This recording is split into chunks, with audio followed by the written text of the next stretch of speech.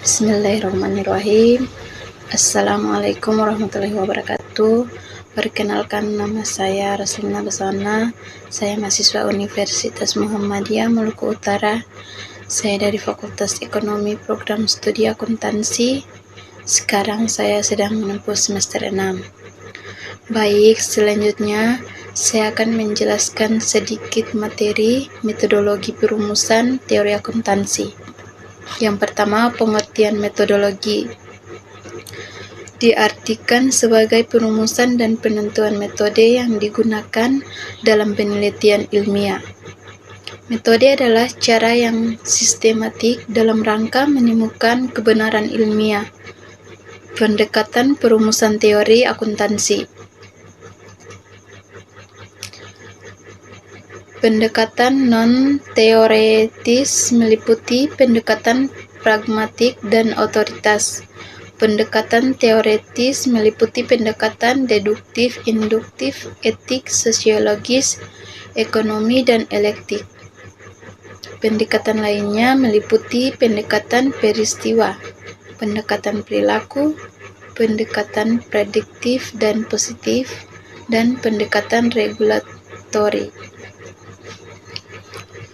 Pertama, pendekatan pragmatik adalah menekankan pada kepentingan praktik yang berusaha merumuskan teori dan pengembangan prinsip akuntansi sesuai kegunaannya untuk memecahkan masalah praktik. Pernyataan dianggap benar apabila mempunyai kegunaan praktis dalam kehidupan manusia. Yang kedua, otoritas adalah digunakan oleh badan-badan yang memiliki otoritas dalam merumuskan teori-teori yang sesuai dengan bidang kewenangannya. Keunggulannya adalah jika standar yang dihasilkan dapat diterima secara umum, maka standar tersebut telah teruji validitasnya. Kelemahannya adalah belum memenuhi kaidah-kaidah ilmiah dianut karena sederhana, mudah diterapkan, dan tidak universal. Yang ketiga, pendekatan etik adalah dalam perumusan teori akuntansi. Pendekatan ini menekankan pada konsep kewajaran, kejujuran, keadilan, dan kebenaran. Selanjutnya, indikator kewajaran dalam akuntansi menekankan bahwa hendaknya informasi akuntansi yang disajikan harus benar, adil, dan pendistribusian dan pengungkapannya. Yang keempat, pendekatan sosiologis adalah menekankan pada aspek kesejahteraan masyarakat. Perumusan teori akuntansi, penerapan prinsip-prinsip dan standar-standar akuntansi yang dipilih harus dapat mengungkapkan dampak sosial dalam kehidupan masyarakat. Masyarakat harus memperoleh manfaat atas pengungkapan laporan keuangan ditinjau dari aspek-aspek sosialnya. Munculnya akuntansi sosial sebagai pertanggungjawaban sosial perusahaan terhadap lingkungannya. Standar akuntansi memiliki kerangka konseptual yang menjadi dasar pelaksanaan teknik-tekniknya. Kerangka dasar konseptual ini terdiri dari standar, teknik, prinsip, dan praktik yang sudah berterima umum karena kegunaannya dan kelogisannya di Indonesia. Standar ini disebut prinsip akuntansi Indonesia. Standar merupakan konsensus atau kesepakatan bersama tentang pengukuran, pengakuan, penilaian, pengungkapan sumber-sumber ekonomi, kewajiban, modal, hasil, biaya, dan perubahannya ke dalam bentuk laporan keuangan.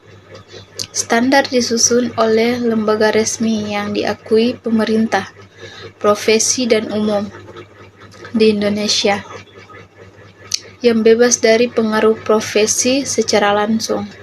Standar akuntansi terdiri atas uraian masalah yang harus diatasi, pembahasan dengan penalaran kemungkinan dengan menggali teori dasar atau cara-cara pemecahan masalah, yaitu adalah organisasi yang didirikan di Jakarta tanggal 23 Desember tahun 1957 dengan prakarsa dan pengurus YAI pertama kali Ketua Soemarjo Tiji Rosidojo, Sekretaris Goti Shim, Bendahara Basuki T. Siddhartha, Komisaris Hendra Darmawan, dan Tang Tong Joy. Selanjutnya, sejalan dengan keputusan atau teori solusi ditetapkan tujuan YAI dalam AD yang pertama kali disahkan 19 Oktober 1958 terakhir diperbaharui pada Kongres Luar Biasa tanggal 13 September 1956,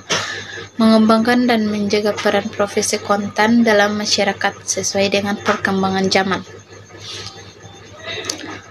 memelihara martabat dan kehormatan profesi akuntan, meningkatkan kecakapan dan tanggung jawab profesional setiap anggota, mengembangkan penelitian, pendidikan, dan pelatihan, serta pelatihan permasyarakatan, teori dan praktik profesi dan jasa-jasa lain yang terkait dengan akuntansi, sejalan dengan perkembangan ilmu pengetahuan dan lingkungannya.